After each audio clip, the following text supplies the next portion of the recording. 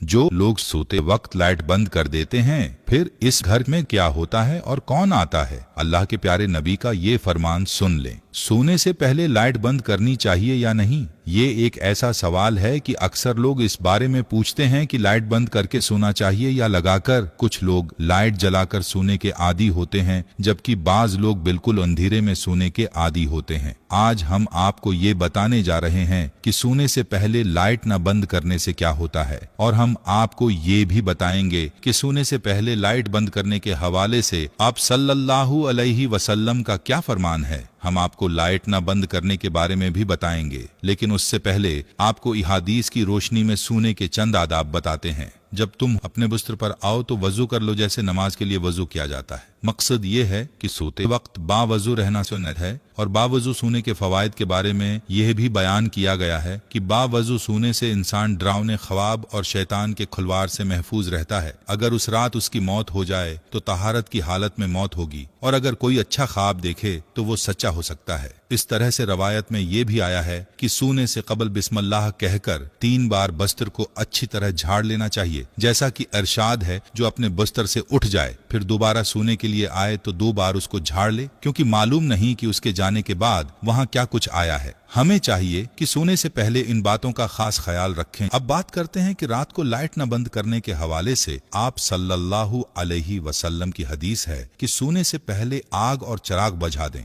जैसा कि जाबिर बिन अब्दुल्लाह रदियल्लाहु ताला अन्हा से रवायत है। आप सल्लल्लाहु अलैहि वसल्लम ने फरमाया, रात में जब तुम सोने जाओ तो चिराग बुझा दो और दरवाजे बंद कर दो। और हजरत अब्दुल्लाह बिन उमर रदियल्लाहु ताला अन्हा कहते हैं कि आप सल्लल्लाहु अलैहि वसल्लम ने फरमाया, सोते वक्त अपने घरों में आग को जलते हुए न छोड़ो। एक और रवायत में है कि चिराग बुझा दो, क्योंकि बसा औकात चूहा चिराग की बत्ती को भड़काकर घर वालों को जला डालता है। आपने मुलाहजा फरमाया कि हदीस नबवी सल्लल्लाहु अलैहि वसल्लम में रात को चिराग यानी लाइट और आग को बुझाने की ताकीद है, और इन्हीं रवायात की रोशनी में ये कहा जाता है कि अगर आग या चिराग जलाए रखने की जरूरत हो, उससे महफूज रहने के असबाब लाजमी अख्तियार कर लिए जाए, ताकि हदीस में जो सबब जिक्र किया गया है अगर वो खत्म हो जाए, यानी एहतियात को मलहूस खातिर रखना जरूरी है, ताकि किसी किस्म के नुकसान से बचा जा सके। उसी हवाले से इमाम कर्तबी रहमतुल्लाह अलैह फरमाते हैं, आग बुझा दें या फिर ऐसे तरीके अपनाएं कि वो भड़क न सके।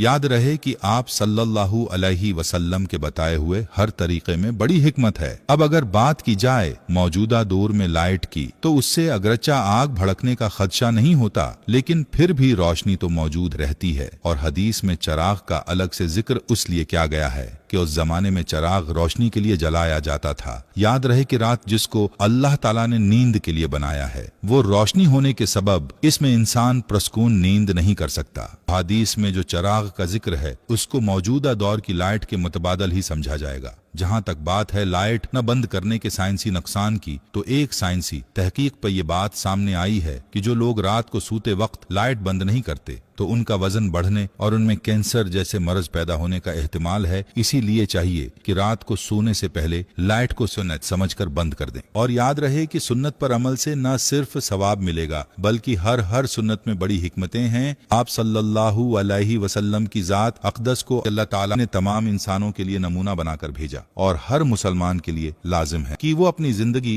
आप सल्लल्लाहु अलैहि वसल्लम की तालीमात के मुताबिक गुजारें। इसीलिए चाहिए कि जो सोने के आदाब और सुन्नतें हमने बयान की हैं उन पर अमल किया जाए, और उसके अलावा भी सोने के बहुत से आदाब हैं, उन आदाब को भी सीख कर उन पर अमल करने की नीयत की जाए। हर मुसलमान के लिए जरूरी है कि रात को सोने और लेटने का सुन्नत तरीका मालूम करें और उसके मुताबिक सोया करें। याद रहे कि मुसलमान का हर वो काम जिसे आप सल्लल्लाहु अलैहि वसल्लम की सुन्नत और तालीमात के मुताबिक किया जाए, वो इसके लिए इबादत बन जाता है। जैसा कि रवायत में आता है कि हजरत अली रदियल्लाहु ताला अन्हा से एक मर्तबा किसी यहूदी ने सवाल किया कि आप लोग दिन में कितनी देर इबादत करते हो। इसके जवाब में हजरत अली रदियल्लाहु ताला अन्हा ने फरमाया कि हम 24 घंटे इबादत करते हैं। तो इस जवाब पर इस यहूदी ने कहका लगाया اور کہنے لگا کہ آپ لوگ کھاتے پیتے نہیں ہیں، رات کو سوتے نہیں ہیں اور دنیا کے کام کاج نہیں کرتے۔ تو اس کے سوالات کا حضرت علی نے بڑے تحمل سے جواب عرض کیا کہ ہم لوگ کھاتے پیتے بھی ہیں، سوتے بھی ہیں، دنیا کے کام کاج بھی کرتے ہیں، لیکن یہ سب ہم آپ صلی اللہ علیہ وسلم کے بتائے ہوئے طریقے کے مطابق کیا کرتے ہیں، اسی طرح یہ سب کام ہمارے لیے عبادت ہی شمار ہوتے ہیں۔ اس پر یہودی لاجواب ہو گیا۔ بات کرنے کا مقصد یہ ہے کہ ہمیں بھی چاہیے کہ ہر کام آپ صلی اللہ علیہ وسلم کی سنت کے مطابق کریں۔ امید ہے کہ جب آپ سونے کے لیے لیٹیں گے تو مذکورہ سنتوں کا خیال کریں گے۔